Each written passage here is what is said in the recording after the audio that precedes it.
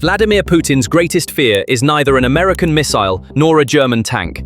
His real nightmare does not sprout on the battlefield, but at the edge of ordinary life. After years of being suppressed by the triangle of fear, censorship, and propaganda, those honest answers and the feelings within Russians are now choosing not to remain silent. Each protest, each response, turns into a silent but shattering echo of rebellion, reverberating off the Kremlin's walls. Now, 80 million of this giant nation of 143 million no longer believe in their leader's war. They want peace and are turning their backs on Putin and his Russia. A comprehensive survey published by the independent Levada Center in August 2025 starkly revealed this attitude. A record 66% majority of the Russian people say peace negotiations with Kiev should begin. Russian youth are now shouting this in unison on the streets of St. Petersburg, like a pledge of rebellion. Not only in St. Petersburg, but also in Moscow, reactions are rising. On October 8, 2025, the public staged a protest in front of the Russian central bank. The protesters were members of the unregistered Other Russia Party. This action by the unregistered Other Russia Party was not a simple protest, but a manifesto of economic sabotage.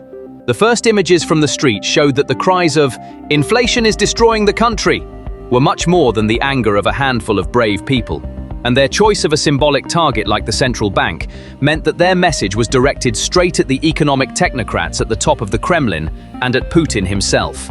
Not every protest that erupts in Russia is equal. Where the spark of an uprising is ignited is even more important than the uprising itself.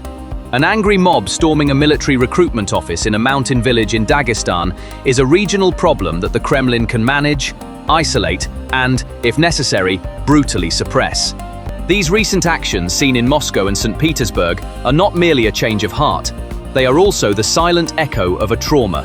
Indeed, 58% of participants stated that they directly felt the impact of the war.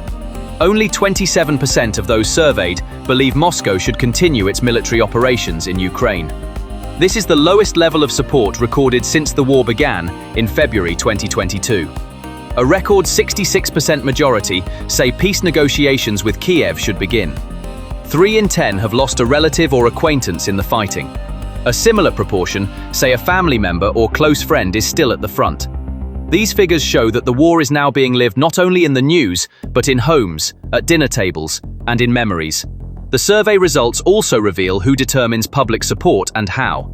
The highest support for peace talks is observed among women and young people under the age of 24. 73% of rural residents agree that the war must now end. Among those who disapprove of Putin's presidency, this figure reaches a crushing majority of 82%.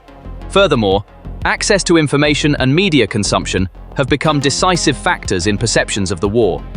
Among participants who have turned their backs on traditional state television and get their news from YouTube and independent digital media, calls for peace resonate much more strongly. This group, which does not embrace the government's official narrative, also includes those who believe Russia is heading in the wrong direction.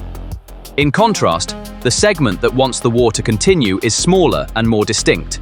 38% of male participants, 35% of Russians over 55, 47% of Moscow residents, and 30% of those who still approve of Putin believe the conflict should continue. Although this support is relatively higher among state television viewers, even these figures show that the influence of the Kremlin's fully controlled media power is gradually eroding. However, what is most striking is that we have entered a period where those who want the war to end are no longer just saying so quietly, but are beginning to speak out loud.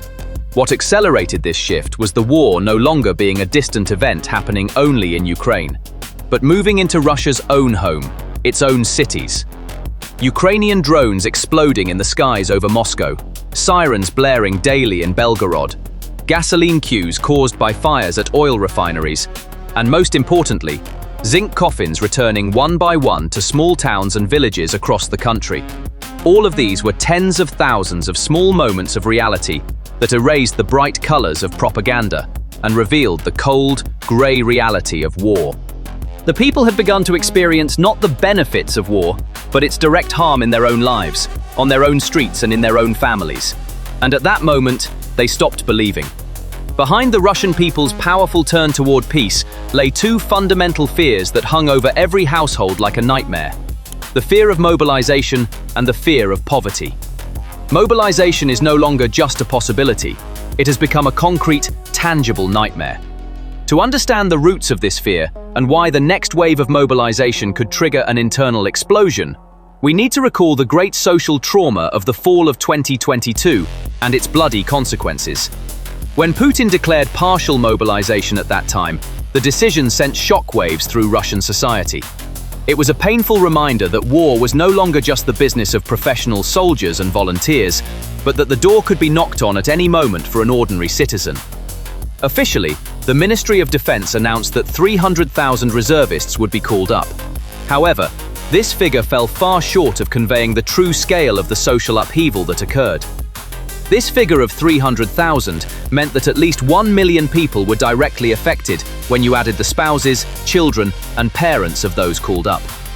Overnight, hundreds of thousands of families faced the fear of being left without a father, husband, or son. More importantly, this decision was a unilateral tearing up of the tacit social contract between Putin's regime and its people. The contract said, "Don't get involved in politics, and I will provide you with stability." But now, in exchange for that promise of stability, the state was demanding the people's most valuable asset, their lives.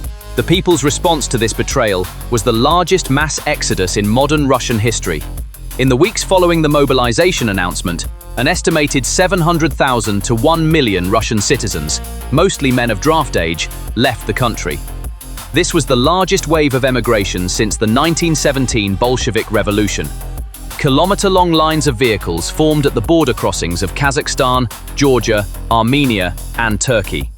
Airline tickets were sold on the black market. People fled to an uncertain future, leaving behind their lives, jobs, and families, taking only a backpack with them. This was not a simple case of desertion.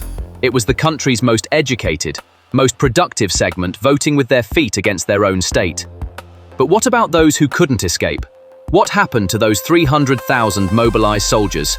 Their fate is the most significant trauma fueling fears of a new mobilization today.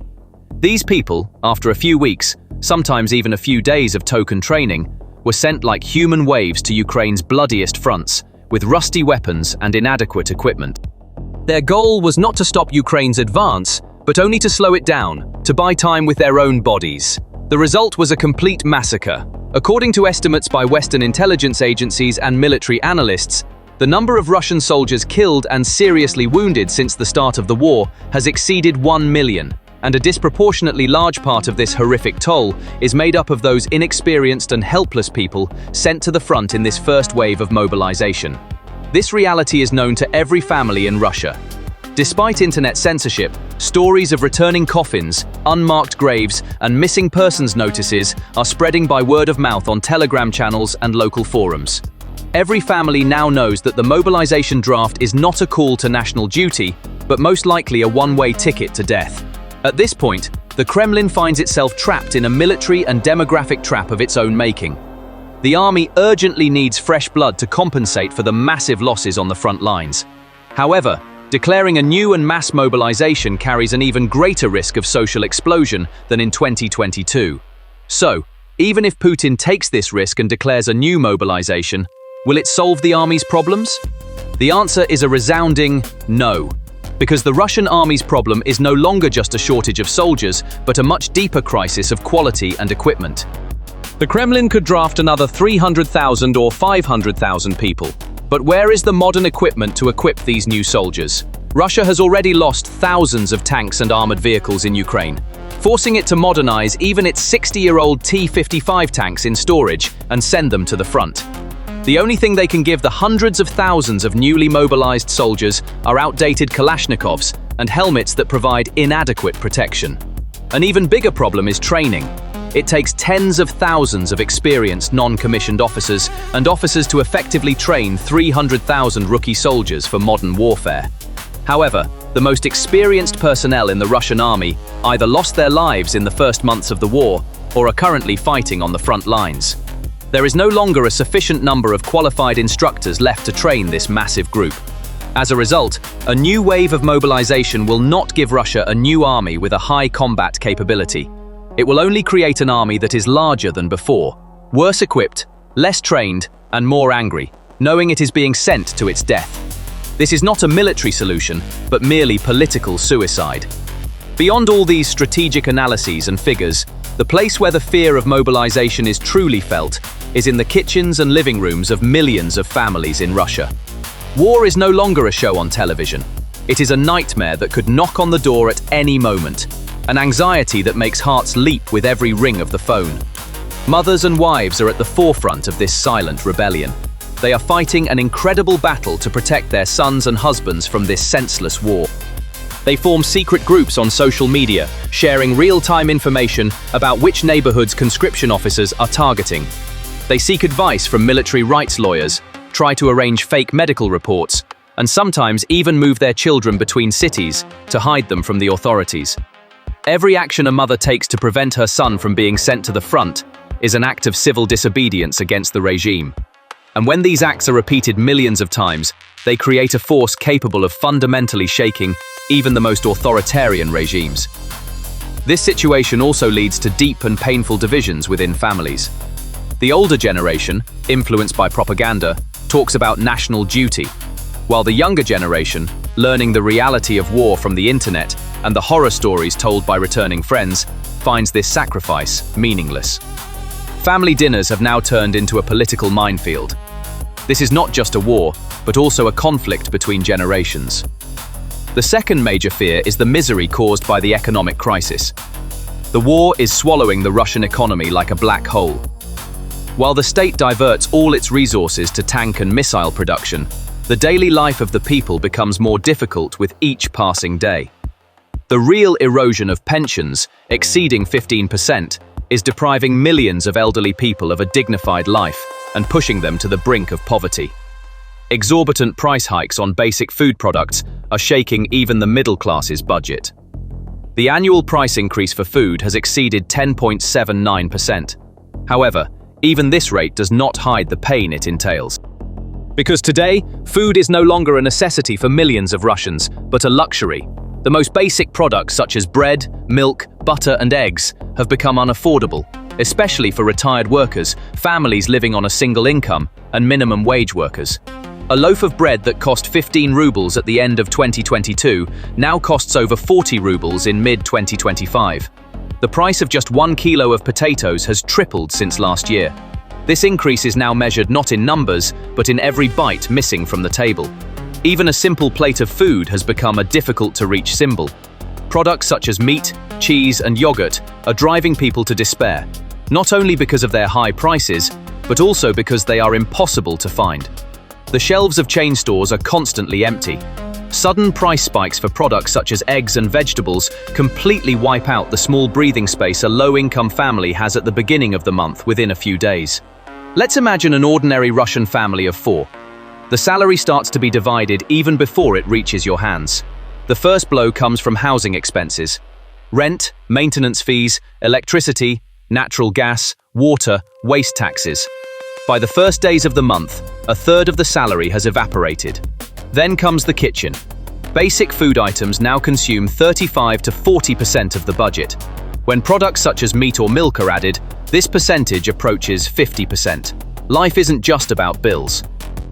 When schools open, there are stationery expenses.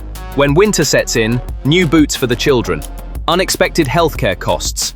None of these are luxuries, but altogether, they create holes in the budget, and those holes fuel an unbreakable cycle of poverty. In some areas, families can only afford to give their children a few slices of stale bread and unsweetened tea for breakfast. Pensioners struggle to get through the last days of the month on just water and pasta. In the back streets of cities, people searching through supermarket trash for uneaten food are no longer the exception. Every day, there are more.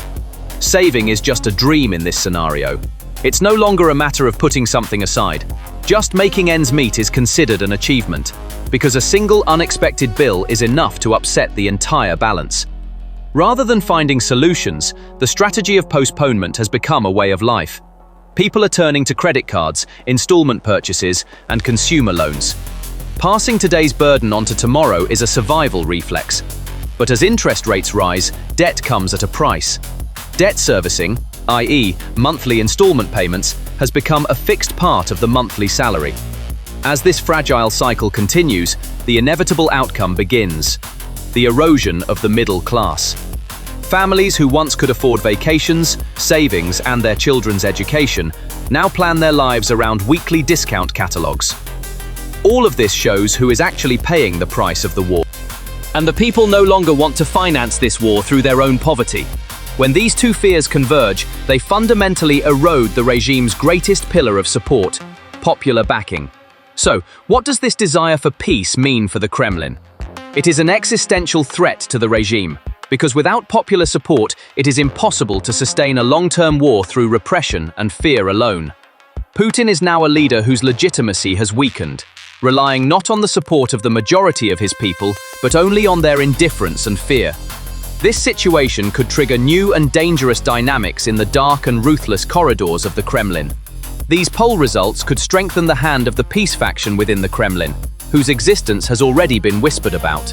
Technocrats, oligarchs, and even some pragmatic figures within the security bureaucracy who have believed since the beginning of the war that this adventure is a disaster for Russia, but have remained silent for fear of Putin's wrath, may now take bolder steps, knowing they have the silent majority of the people behind them. This increases the risk of a palace coup against Putin more than at any time in the last 2 years. If the elites realize that Putin's obsession with continuing the war will destroy not only the country, but also their own wealth and positions, they may not hesitate to sacrifice him. Putin's response to this situation is predictable: more repression, more propaganda, and more purges. But this is merely a panic reaction that will only hasten his own demise. When a leader begins to fight against the will of the majority of his people, he will ultimately lose that war. If you too hear the sound of this collapse, do not remain silent. You can support us by liking this video, commenting, and subscribing to our channel. Remember, every share you make helps more people reach the truth. Thank you for choosing us.